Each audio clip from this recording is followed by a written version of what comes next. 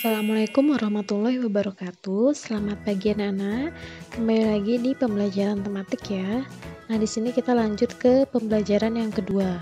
Ya, silakan disiapkan bukunya dan jangan lupa berdoa. Nah, anak-anak, perhatikan gambar berikut. Gambar di samping adalah cuplikan dari buku cerita bergambar berjudul Todi dan Semut. Inti cerita dari Todi dan Semut mengisahkan Todi yang gemar memakan coklat dan kue-kue manis, tetapi malas membersihkan sisa-sisa makanan. Suatu ketika, Todi segera tertidur setelah makan kue manis dengan mulut dan tangan kotor terkena sisa-sisa makanan.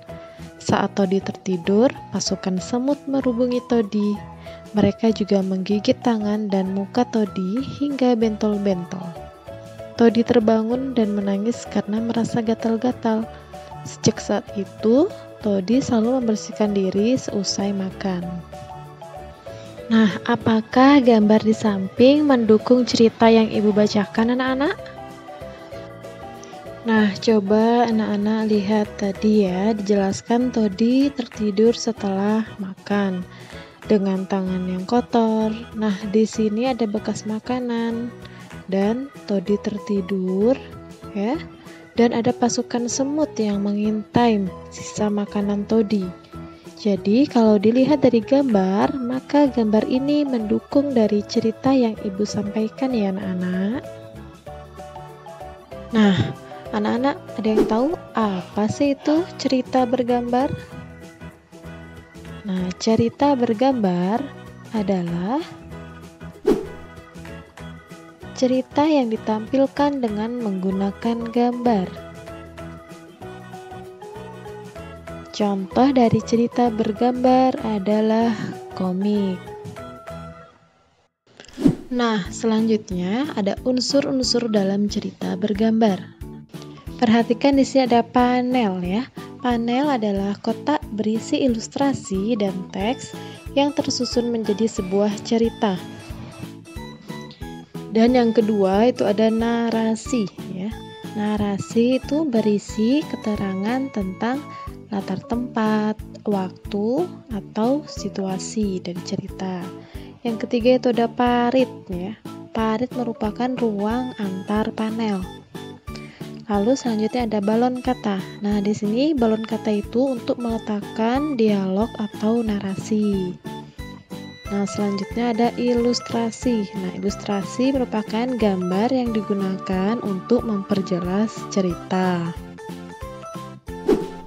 Nah, sekarang perhatikan cerita bergambar berikut ya anak-anak. Ibu akan jelaskan unsur-unsur yang tadi ya.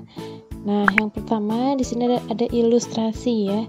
Ilustrasi ini merupakan gambaran ya, gambaran dari suatu cerita. Nah, ini ada ilustrasi namanya ya. Lalu yang selanjutnya itu parit ya. Perhatikan tanda panah ini ya. Perhatikan tanda panahnya. Parit merupakan jarak antara gambar ya. Nah, ini juga parit namanya. Nih, lihat panahnya. Nah, jarak antara gambar dinamakan parit ya. Lalu yang selanjutnya itu ada balon kata ya. Balon kata ini yang ibu tunjuk ya, yang berisi kata-kata di dalam balon ini namanya balon kata untuk menuliskan dialog ya. Selanjutnya itu ada narasi. Narasi ini yang menggambarkan situasi atau latar tempat atau waktunya ya. Ini namanya narasi. Selanjutnya itu ada panel ya. Panel ini berbentuk seperti kotak ini ya. Jadi dalam cerita bergambar tersebut ada 4 panel ya anak-anak ya. Nah, kemarin kita sudah belajar tentang kebakaran hutan dan kabut asap. Nah, anak-anak perlu tahu kesehatan organ pernafasan penting sekali untuk kita jaga. Nah, maka dari itu ya, kita harus tahu bagaimana cara memelihara organ pernafasan. Nah, berikut cara-cara memelihara organ pernafasan ya. Yang pertama itu menjaga kesehatan organ pernafasan. Nah, kita dapat makan makanan yang bergizi ya agar daya tahan tubuh terjaga dengan baik. Lalu yang kedua itu ada berolahraga secara teratur. Nah, Lalu selanjutnya itu istirahat yang cukup ya anak-anak ya. Nah, lalu cara yang kedua yaitu menghindari zat yang dapat merusak organ pernafasan ya.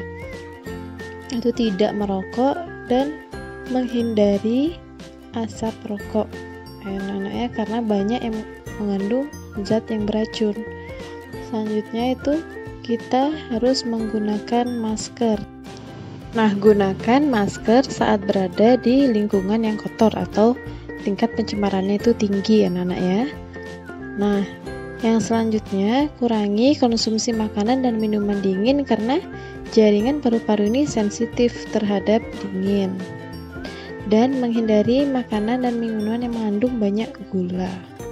Yang selanjutnya itu ada menjaga kesehatan lingkungan sekitar. Nah, di sini itu membuat ventilasi udara di rumah. Ya, sehingga rumah ini akan tetap terjaga sirkulasi udaranya. Lalu yang selanjutnya itu membersihkan rumah dari debu ya. Nah, membersihkan rumah dari debu supaya tidak banyak debu berterbangan yang akan ikut masuk ke dalam organ pernafasan saat kita menghirup napas.